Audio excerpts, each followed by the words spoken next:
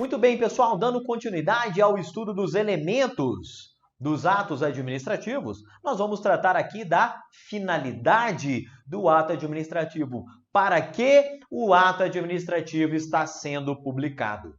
E aí, amigos, nós sabemos, que um dos princípios expressos da administração pública é o princípio da impessoalidade. Nós sabemos que uma das duas dimensões do princípio da impessoalidade é justamente o princípio da finalidade, que nos diz que toda atuação administrativa deve ter como fim o interesse público. E é isso aí. A grande finalidade do ato administrativo é o alcance, é o atendimento ao interesse público. E, amigos, o interesse público é um conceito muito difuso, é um conceito muito abstrato. E o que vai ocorrer?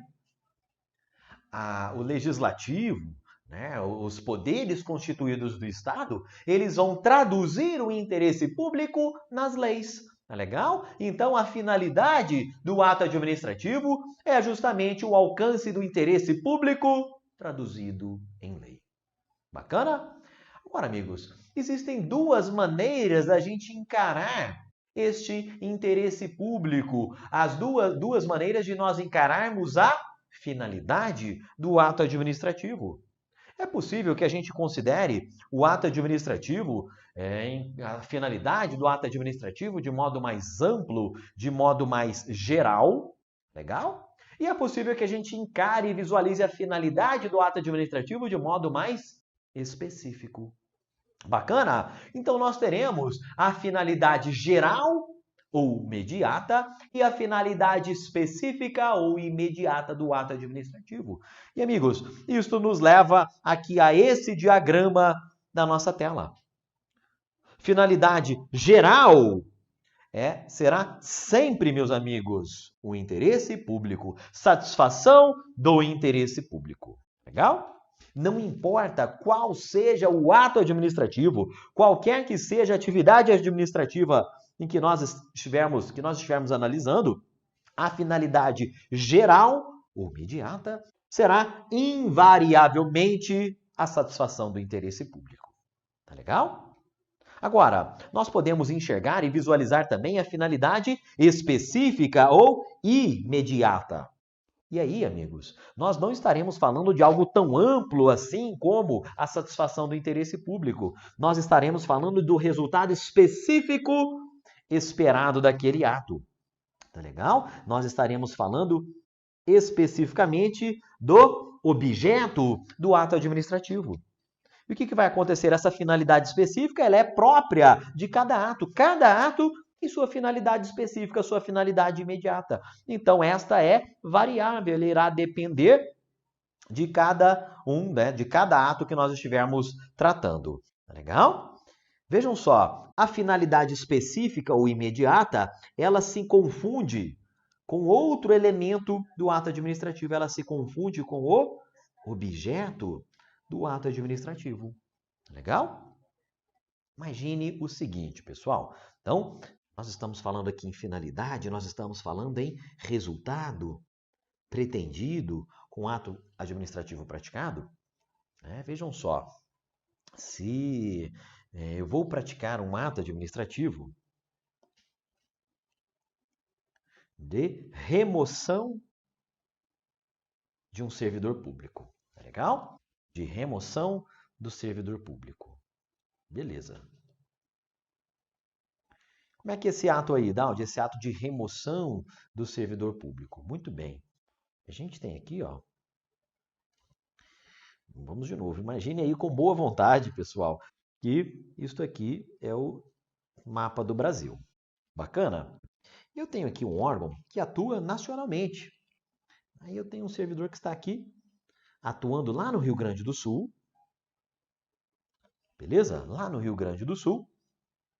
E, enfim, eu identifico que lá no Amazonas, a minha unidade, a minha equipe lá do órgão do Amazonas está muito desfalcada. Ela está com uma carência, uma necessidade muito grande de pessoal. Eu faço o seguinte, eu vejo aqui que a minha unidade do Rio Grande do Sul está com excesso de servidores e a unidade do Amazonas está com falta de servidores. Então, eu vou promover aqui um ato de remoção, tá legal? E vou transferir, vamos dizer assim, eu vou remover 2 servidores que atuavam lá no Rio Grande do Sul, vou determinar de ofício que eles passem a atuar no Amazonas. Beleza?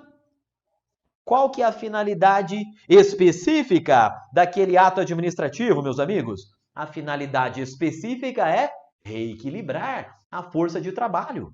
Reequilibrar excesso de servidores lá no Sul, beleza? Falta de servidores no Amazonas, eu vou reequilibrar essa energia, essa força de trabalho. Então, esta seria a finalidade específica daquele ato de remoção. Beleza? Qual que é a minha finalidade geral? A minha finalidade imediata? Interesse público. Bacana? Agora, amigos, ainda neste exemplo de remoção de servidores públicos, nós vamos comentar o vício quanto à finalidade. Tá legal? E nós vamos comentar aqui 2 situações. O vício na finalidade geral e o vício na finalidade específica. Olha só, pessoal. Imagina o seguinte. Eu pratiquei o ato administrativo, buscando transferir lá esses 2 servidores do Rio Grande do Sul para o Amazonas. Beleza. Só que o que acontece? O que acontece? De fato, pessoal, havia sim excesso de servidores aqui no Sul e falta de servidores lá no Amazonas. Então, de fato, aquela remoção, ela atendeu a essa finalidade específica, a finalidade imediata. Agora, olhando bem, aquela remoção que foi praticada, o que ficou comprovado, amigos, é que, de fato, havia necessidade de mais servidores lá no Amazonas, mas, coincidentemente, olha só, coincidentemente, quem foi removido, aqueles 2 que eu escolhi para remover lá para o Amazonas, são antigos inimigos meus, são antigos desafetos lá da minha cidade. Tá legal? É o Carlos e o Roberto. Legal? Então, o que aconteceu? Eu escolhi a dedo estes 2 servidores para, os 2 gaúchos, inclusive, para serem removidos lá para o Amazonas. Eu quis mandá-los para bem longe da casa deles. Legal? Então, o que aconteceu? Precisava de servidores, estava com carência de servidores na unidade do Amazonas? Estava sim. Então, nesta situação, amigos, a finalidade específica estava ok, ela foi atendida. Mas vem cá, qual é que foi de fato a finalidade geral daquele ato administrativo? Foi a satisfação do interesse público ou foi a vingança, a perseguição, a satisfação do interesse próprio do agente público? E foi esse segundo caso, não é verdade? Aquela remoção foi praticada não visando o interesse público, mas visando a satisfação da vingança, dessa perseguição daquela autoridade que determinou a remoção. Então aqui, amigos, a finalidade geral ou imediata do ato administrativo deixaria de ser atendida e nós estaríamos diante de um ato com vício, um ato com vício de finalidade. Tá legal? Seja na finalidade geral, na finalidade específica, se houver um vício, aquele ato deve ser declarado nulo em virtude deste defeito. Mas nós mencionamos aqui os vícios, apenas para que vocês percebam claramente a distinção entre a finalidade geral e a finalidade específica. Bacana? Entendido até aqui? Maravilha! Nós vamos seguir adiante e é importante nós sempre diferenciarmos a finalidade do motivo do ato administrativo. É legal? Embora exista, sim, uma correlação entre estes 2 elementos, o motivo diz respeito à causa, às razões de fato e de direito pelas quais eu estou praticando aquele ato. É legal? Já a finalidade, amigos, consiste no resultado esperado, no para quê eu estou praticando aquele ato administrativo. Tá legal? Muitas vezes, a finalidade e o motivo, elas vão andar muito juntas, vai haver uma relação íntima entre elas, mas a gente tem que ter sempre em mente: motivo é causa, finalidade é o resultado pretendido com aquele ato. Bacana? E aqui é importante nós comentarmos a distinção, né, e reforçarmos a distinção entre desvio de poder e excesso de poder. Olha só, quando a gente fala em abuso de poder, não é abuso de autoridade, não é abuso de poder. Abuso de poder é um grande gênero que pode se desdobrar em desvio de poder e no excesso de poder. O excesso de poder nós já até comentamos no bloco anterior. Foi quando nós dissemos que o agente público vai além de sua competência. Legal? E ele pratica algo que ele efetivamente não é competente. Já quando a gente fala em desvio de poder, aqui sim, meus amigos, aqui nós estaremos diante de um desvio de finalidade. Como, por exemplo, aquele ato de remoção com intuito de perseguição, com intuito de vingança. Bacana? Então, grave aí. Esse A aqui, ó, é de abuso de poder, é um gênero, ao passo que desvio se relaciona a um vício de finalidade e o excesso relaciona-se ali com um excesso de poder, né, com alguém que vai além de sua competência. Bacana? Entendido até aqui? Agora, meus amigos, nós vamos passar já para o elemento da forma, né? O terceiro elemento que nós estamos estudando dos atos administrativos. Tá legal? A forma, amigos, nada mais é do que a maneira pela qual o ato administrativo se exterioriza, ele ganha realmente forma, né, no mundo jurídico. Bacana? Olha só, como regra geral, nós temos que nos lembrar aqui do princípio da solenidade. O princípio da solenidade, que nos diz que os atos administrativos devem ser celebrados, né, praticados por escrito e devem ser objeto de publicação. Legal? E quando a gente estuda esse elemento forma, nós temos que ter muito claramente aqui um certo conflito que existe entre o que diz a lei e o que ensina parte da doutrina. Legal? Então, a doutrina mais clássica acaba dando forças, acaba esposando aqui esse princípio da solenidade, de que o ato administrativo deve ser publicado e praticado por escrito. Mas mesmo essa doutrina clássica, essa doutrina mais formal, diz que mesmo admitindo-se sim esse princípio da solenidade, são admitidos alguns atos não escritos.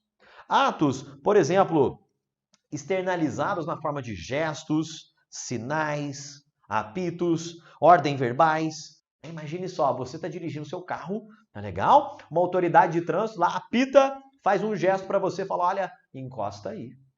Tá legal? Aquilo ali é um ato administrativo. É um ato administrativo, né, de uma autoridade de trânsito que se valeu do poder de polícia.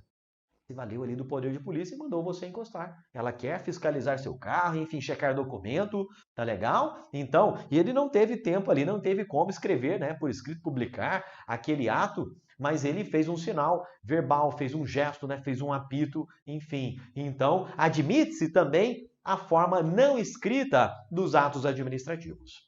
Bacana? Olha só, quando a gente começou a estudar os elementos dos atos administrativos, nós vimos que competência, finalidade e forma são três elementos que sempre seriam vinculados.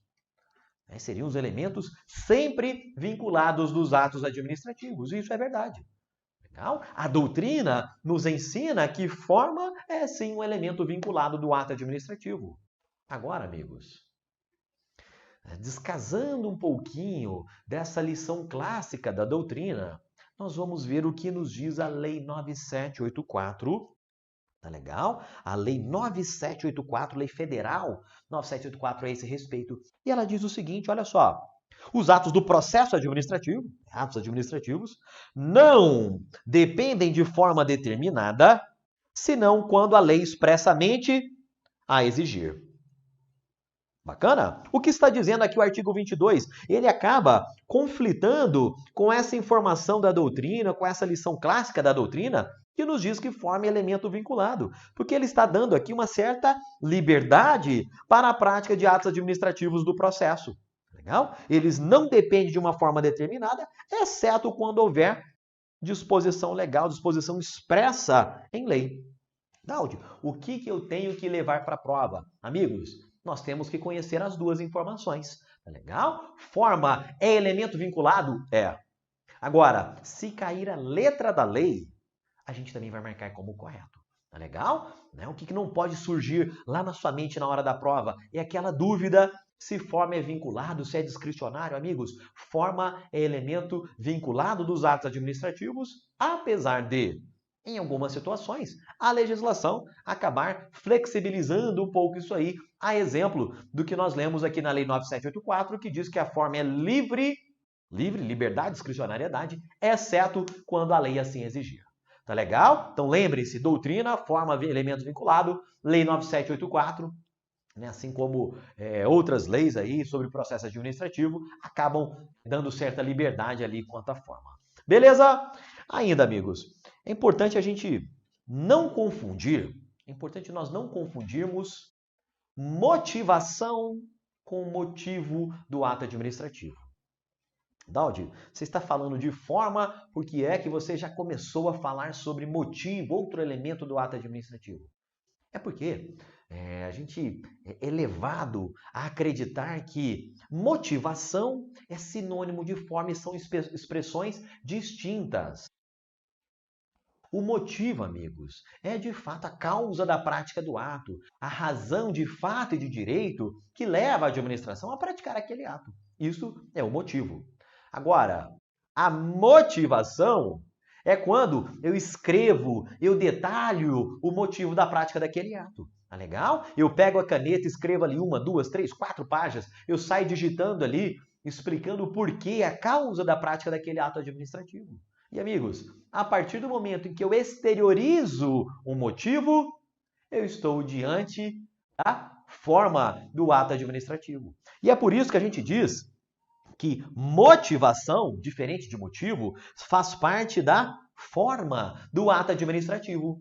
Tá legal? Então, o motivo é um elemento autônomo, é um elemento à parte, ao passo que a motivação é uma parte da forma do ato. Porque se eu estou digitando, se eu estou escrevendo, né, reduzindo ali a termo qual é o motivo, eu estou falando de motivação. Legal? E se a forma, né, se aquilo ali ganha forma ali no corpo do ato administrativo, a motivação faz parte da forma. Tá legal? Sobre a motivação, amigos, é importante a gente se lembrar que quando o ato necessita ser motivado e não é, ou seja, estamos de um ato em que não há mais, não houve a necessária motivação, nós estaremos diante de um vício de forma e não de um vício de motivo. Bacana? Ainda sobre motivação, né? Eu vou colocar aqui como se fosse um 3.1, para a gente se lembrar que motivação faz parte da forma do ato administrativo. Bacana? A grande pergunta que surge é, Daldi, quando é que o ato administrativo precisa ser motivado?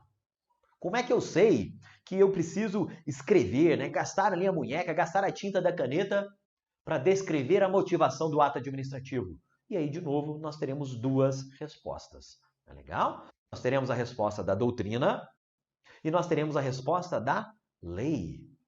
E o que vai acontecer? Na doutrina, há um grande debate sobre a necessidade de motivação dos atos administrativos.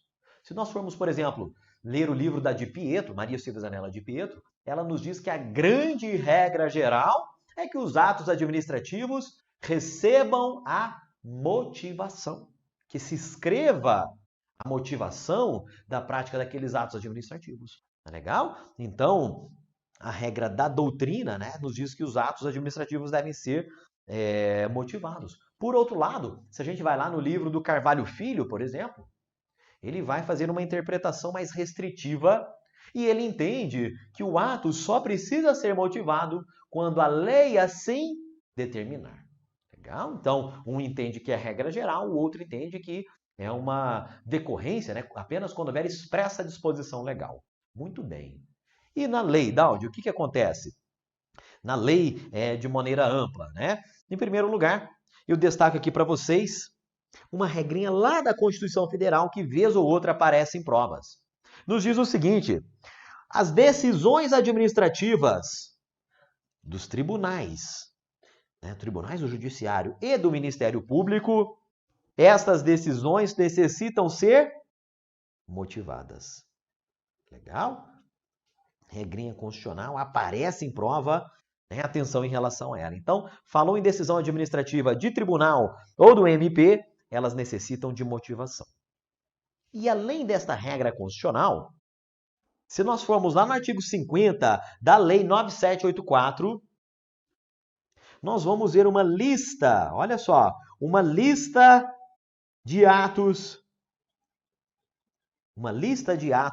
que requer motivação. Bacana? Então a lei vai dizer expressamente, olha, se você for, por exemplo, revogar um ato administrativo, o ato de revogação deve ser motivado. Se você for anular, se você for convalidar, se você for decidir ali um processo relacionado a concurso público, enfim, se o ato administrativo de modo amplo afetar direitos ou interesses, nos diz lá o artigo 50 da Lei 9784 que ele precisaria ser motivado. Legal? Então, percebam aí, quanto à necessidade de motivação, tem doutrina dizendo que regra geral precisa ser motivado, tem uma doutrina uma interpretação mais restritiva e tem texto de lei dizendo quais são os atos que precisam ser motivados. Então, quer dizer, Daldi, que todo ato administrativo requer motivação? A resposta é não. Legal? Há alguns atos excepcionais que não necessitam ser motivados. E eu vou dar aqui na tela para vocês um exemplo. Exemplo de ato administrativo, portanto, que dispensa, que não requer motivação. Que é, por exemplo, a nomeação, a exoneração de um cargo em comissão. Legal? Então, eu vou nomear aqui um DAS, eu vou nomear aqui um cargo em comissão, alguém que não passou no concurso, não é para um cargo efetivo, é para um cargo em comissão. E a lei, meus amigos, ela vai declarar que aquele cargo é de livre nomeação, livre exoneração. Se é livre, não precisa nem motivar. Legal? Então, exemplo de ato que não requer motivação são essas nomeações e exonerações de cargo em comissão. O que mais nós precisamos destacar aqui juntos? A regra geral é que a motivação seja ou prévia, ou seja, antes da prática do ato, ou concomitante. Legal? Então, ou previamente ou de maneira concomitante. De modo que, se o ato foi praticado sem motivação e ele necessitava de motivação, a regra geral é que aquele ato seja inválido. Agora, excepcionalmente, eu vou admitir a chamada motivação tardia. Legal? Em alguns casos, o ato é praticado no dia A, em uma semana, enfim, um mês depois, é que aquele ato é retificado para fazer constar a sua motivação. E aí seria o caso da motivação tardia. A motivação veio após a prática do ato. Isso será admitido, amigos, quando o administrador provar que aquele motivo já existia, legal? Que aquele motivo foi determinante para a prática do ato e que há interesse público na manutenção daquele ato. E nestes casos, eu vou admitir excepcionalmente essa motivação tardia, mas lembrando que a regra ela é prévia ou concomitante. Bacana? E ainda sobre a motivação, é importante nós conhecermos as duas formas de se motivar um ato administrativo. E aí nós teremos a motivação contextual, legal? E a motivação aliunde per relatione, ou também, vamos chamá-la aqui, por referência. Olha só, vamos começar tratando aqui da motivação por referência. Imagine que eu tenho ali um processo administrativo, legal? Um processo administrativo, e naquele processo foram praticados vários atos. Ato 1, ato 2, legal? Ato 3. E finalmente é proferida a decisão daquele processo. Legal? Muito bem. Quando é proferida a decisão daquele processo, o que vai acontecer? O ato administrativo foi praticado e é preciso que aquela decisão seja motivada. Bacana? E aí, onde é que eu encontro a motivação dessa decisão aqui? Pessoal, tem duas opções. Ou essa decisão, pessoal, ela vai lá e transcreve. Ela coloca lá vários considerandos, por exemplo, dizendo lá, considerando, né, ela traz toda a análise, considerando que o servidor fulano de tal praticou esse ato, enfim. Nessa primeira opção da motivação contextual, o que vai acontecer? No texto da decisão, já vai constar ali a motivação daquela decisão. E ele vai transcrever uma série de informações, vai escrever tudo de novo. Legal? Então essa é uma opção, que é a motivação contextual. Outra opção, é uma opção mais eficiente, mais ágil, vamos dizer assim, é quando aquele agente público que está tomando a decisão, ele não transcreve tudo de novo. Ele faz o seguinte, olha, eu vou aplicar aqui uma advertência a esse servidor público em razão dos fundamentos que constam aqui, ó, no ato 3. Legal? Então ele faz uma remissão, ele faz uma referência a um ato anterior lá daquele processo. Ele não precisa transcrever tudo, ele remete a um ato anteriormente praticado. Legal? E aí nós teríamos essa motivação aliunde, ou per relacione, ou por referência, que também é admitida. Ambas são admitidas. É legal? O texto da Lei 9784 cuida especialmente, né, de deixar clara a possibilidade da prática de atos com motivação aliunde. Legal? Fazendo remissão, fazendo referência a outras peças, a outros atos daquele processo.